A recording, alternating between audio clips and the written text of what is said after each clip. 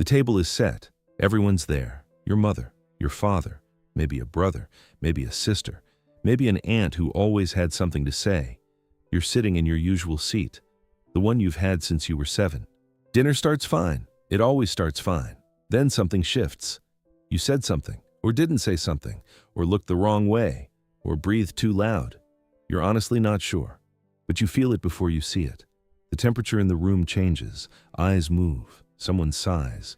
Your mother's jaw tightens. Your father looks at his plate. And just like that, without a verdict, without a trial, you're the problem. Again. But you don't argue. You learned a long time ago that arguing makes it worse, so you go quiet. You make yourself smaller. You wait for it to pass. And here's the thing. It always passes. Until the next time, and the next time, and the next. Here's what I want to ask you. That feeling, the one where the room shifts and somehow, without knowing what you did, you become the problem. Does it only happen at that table? Or does it follow you? Into your relationships, into your workplace, into every room you've walked into since you were old enough to walk out of that one? Because if it does, I need you to stay with me. Because what happened at that table wasn't about you. It never was. Carl Jung had a name for what your family did to you. And once you see it, you can't unsee it. But to understand what that name means, we have to talk about you.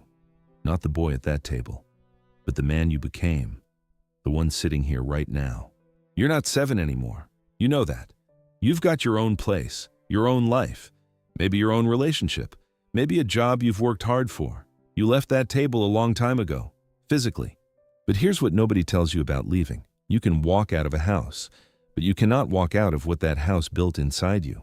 Because that feeling, the room shifting, the temperature dropping, the silent verdict landing before you even knew there was a trial, that didn't stay at the table. It came with you. It showed up in your first relationship, the moment an argument started and you felt that old familiar pull. Make yourself smaller, go quiet, wait for it to pass. It showed up at work. The meeting where something went wrong and every head in the room turned in your direction. And before anyone said a word, you already knew. Somehow. It was going to land on you. It showed up with your friends, the group chat that went quiet, the plan that changed and nobody told you directly. And that feeling again. What did I do? What did I miss? Why am I always the last one to know? You've spent years trying to figure out what's wrong with you. You've read the books, maybe tried the therapy, maybe went down the rabbit hole of red pill content trying to find the answer. And some of it helped. For a while. But the pattern kept coming back. Different people, different rooms, same feeling, same verdict. You're the problem. And the longer it keeps happening, the harder it gets to argue with it. Maybe they're right. Maybe this is just who you are. I need you to hear me on this next part. And I need you to hear it the way I mean it, not the way you've been conditioned to hear it. It's not who you are. It's who they needed you to be. And there's a difference that changes everything. So let's talk about them. Not to let you off the hook, but to show you where the hook actually came from. Every family has a story it tells about itself. We're close, we're normal, we're fine. And for that story to hold, every family needs a cast. Someone has to be the strong one. Someone has to be the responsible one. Someone has to be the golden one, the one who can do no wrong. And someone has to be the problem. Not because they are the problem, but because without a problem, the story doesn't work. Think about it. If nobody's causing trouble, then maybe the trouble is coming from somewhere else. Maybe it's coming from the people pointing the finger. And a family that can't face that, a family that has its own darkness, its own shame, its own things it cannot look at, needs somewhere to put it. So it finds the most perceptive one, the one who feels everything, the one who sees what others pretend not to see, the one who can't quite make himself invisible enough. And it hands him the weight, not in a meeting, not with a conversation, quietly, over years, in 1,000 small moments that add up to one verdict. You're the difficult one. You're too sensitive. You're always causing drama. You're the reason this family can't have nice things. And here's the part that nobody in your family would ever admit, even to themselves. They didn't react to who you were. They needed you to be who they said you were. There's a word for what that is. Carl Jung called it projection. But forget the word for a second. Here's what it means in plain language. They had darkness they couldn't carry, shame they couldn't face, anger they couldn't own, and instead of sitting with it, they gave it a name. Your name. You didn't become the problem because you were one. You became the problem because somebody needed one, and you were standing close enough to catch it. Now here's where it gets uncomfortably specific, because we need to talk about what actually happened inside you when you caught it. Jung had this idea. Simple on the surface, devastating underneath. Every person carries a shadow, not a metaphor, not a poetic concept, a real psychological weight. The parts of yourself you can't look at, the anger you were taught was wrong, the shame you never asked for, the darkness you don't know what to do with. Most people spend their entire lives running from their shadow, because looking at it means admitting it's there. And admitting it's there means you have to own it. So instead, they find someone else to carry it. Now, here's where it gets uncomfortably specific.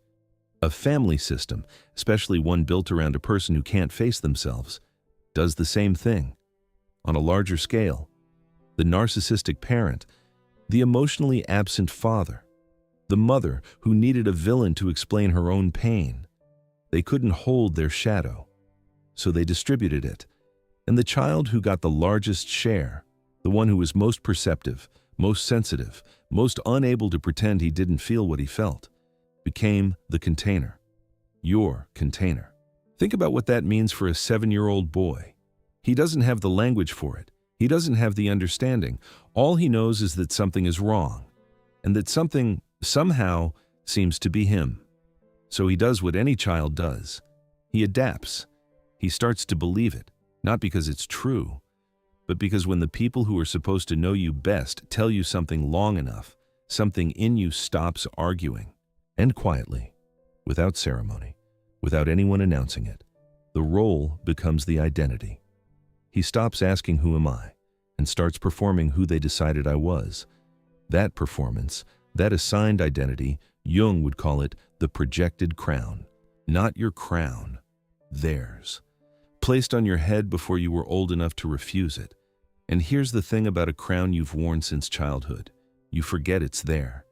It just feels like your head. So you carry it into your first relationship. And when that relationship starts to feel like that dinner table, when you start to feel like the problem again, you don't question the feeling. You trust it because it's familiar. And familiar feels like truth. You carry it into your workplace. And when something goes wrong and the room looks at you, you don't think, "Wait, is this actually my fault?" You think, "Of course, it's always me." You carry it into your friendships, into your arguments, into the quiet moments when you're alone at night running the same question on a loop. Why does this keep happening to me? It keeps happening because you're still wearing the crown, not because you chose to. Because nobody ever told you you could take it off. And the cruelest part? The family that put it there, most of them don't even know they did it. They're not sitting somewhere laughing about it. They're just people who couldn't face their own darkness and handed it to the closest available child, which happened to be you.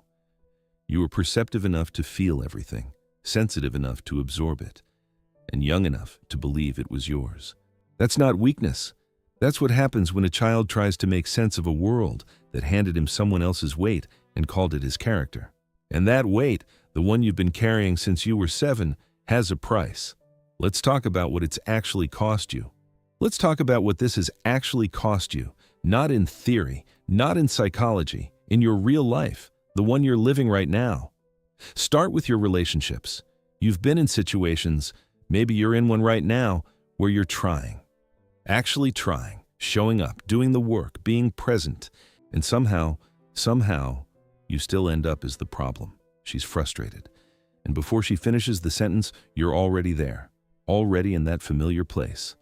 Head down, jaw tight, waiting for the verdict. You don't even hear what she's saying anymore. You just feel the temperature change, and your body already knows what it means. So you either go quiet, make yourself small, wait for it to pass, or you go the other way. You get defensive. You push back harder than the moment deserves. Because something in you is not just responding to her. It's responding to every room that ever made you feel this way. And she doesn't know that. She's talking about the dishes, or the plans you forgot, or something small. But you're back at that table, and she's paying the price for a dinner she wasn't invited to. That's what the crown costs you in love. It turns ordinary moments into verdicts, and it turns the people who care about you into prosecutors they never agreed to be. Now let's talk about work. You're good at what you do. Maybe you're great at it, but there's a pattern, and you've probably noticed it even if you haven't named it. You work harder than most. You carry more than most. You stay later. You pick up what others drop. Because somewhere underneath all of that is a 7-year-old boy trying to prove that he isn't what they said he was. And when it goes wrong, when the project fails, when the blame needs somewhere to land, you don't fight it, you absorb it. Because absorbing it is what you were trained to do, and the people around you, consciously or not, learn very quickly that you'll carry it. So they let you. That's not a coincidence. That's the projected crown finding new heads to jump from. And then there's the quieter cost, the one that's harder to name, the version of you that never got to exist, the man who could walk into a room without scanning it for danger, the man who could receive love without inspecting it for motive, the man who could make a mistake, a real, ordinary human mistake, without it confirming his worst fear about himself. That man is still in there. He didn't disappear. He just learned to stay quiet because every time he showed up, somebody handed him a crown he didn't ask for. And the older you get, the more rooms you walk through wearing it, the more it starts to feel like it belongs there. Like maybe this is just who you are. It isn't. But I want you to feel the weight of what it's cost you before we talk about what to do with it. Because a man who doesn't fully see what the crown has taken from him will put it right back on the moment someone offers it. And someone always offers it. All right, let's work. Not theory. Not go find a therapist and process your childhood. Although, hey, if you've got one, use them. No shame in that. But right now, today, here's what you can actually do with everything you just heard. The crown has a name now. The projected crown. The identity that was placed on you before you were old enough to refuse it. And here's the thing about something that has a name. You can see it now. And you can only put down what you can first see. So let's talk about how you start seeing it. The first move. Start noticing who in your life needs you to be the problem, not who treats you badly. That's a different conversation. Who specifically needs the story of you as the problem to keep their own story intact? There's a difference. The person who treats you badly might just be having a bad day. But the person who needs you to be the problem, they get uncomfortable when you're not. When you're doing well. When you're calm. When you're clear. Watch for that. The person who gets unsettled by your okayness, that person is still crowning you. And the moment you see it, you've already started taking it off. The second move. The next time you feel yourself becoming the problem in a room, and you will feel it, because the body remembers long before the mind catches up, stop before you react. Not to control yourself, not to perform patience, but to ask one question. Is this who I am? Or is this the role I was handed? That question is the gap between the projected crown and your actual identity. That gap is where you begin. It won't feel like much the first time, maybe not even the 10th time. But every time you ask it, every single time, you're choosing yourself over the role, and that choice compounds. The third move. This one's simple, almost too simple, but don't let that fool you. Stop explaining yourself to people who need you to be wrong. Read that again. Stop explaining yourself to people who need you to be wrong. Because here's what explanation does in those situations. It hands them the crown and asks them to confirm it fits. You don't need their verdict. You never did. You just got so used to standing trial that silence started to feel like surrender. It isn't. Sometimes silence is the first act of a man who finally knows he doesn't owe anyone a defense for existing. Now, I want to be honest with you about something. None of this is fast. The crown has been there since you were 7. It's not coming off in an afternoon. But here's what I know, and I mean this the way an older brother means it, not the way a poster means it. The fact that you can see it now changes everything, not because seeing it fixes it, but because you can't unsee it. And a man who can see the crown, who can feel the moment it gets offered to him, who can name the people still trying to put it on him, that man is already someone different than the boy who sat at that table. He just doesn't know it yet. But he's about to. You came into this video thinking you were the problem. Maybe you've been thinking that for a long time, years maybe, long enough that it stopped feeling like a thought and started feeling like a fact. But here's what's actually true. You were never the problem. You were the solution to someone else's problem. There's a difference. And that difference is everything. The family needed somewhere to put what it couldn't carry. And you were there.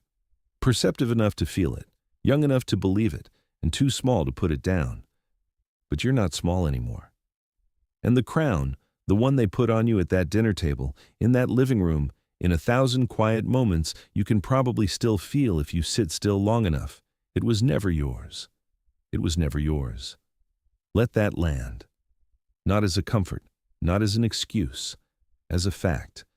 The verdict that followed you out of that house, into your relationships, into your workplace, into the moments you lie awake running the same question on a loop. That verdict was wrong.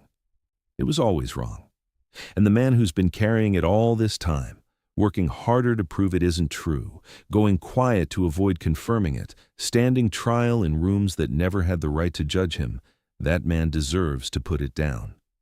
Not dramatically, not with a declaration, just quietly. The way you pick up something heavy and finally, set it on the table and walk away from it. One last thing before you go. Think about the rooms you walk into every day, your relationship, your workplace, your friendships. In which one of those rooms is someone still crowning you? Not who treats you badly. Who needs you to be the problem to keep their own story intact? Name that person, just to yourself. You don't have to do anything with it yet. Just see it. Because the moment you see it, the moment you can look at someone and recognize they're handing you a crown that was never yours, that's not just awareness. That's freedom. The role was assigned. The verdict was wrong. And you were never who they needed you to be. You were always someone else entirely. You just forgot. When did you first realize you were playing a role that was never yours? And what room were you in when it finally clicked? Tell me below.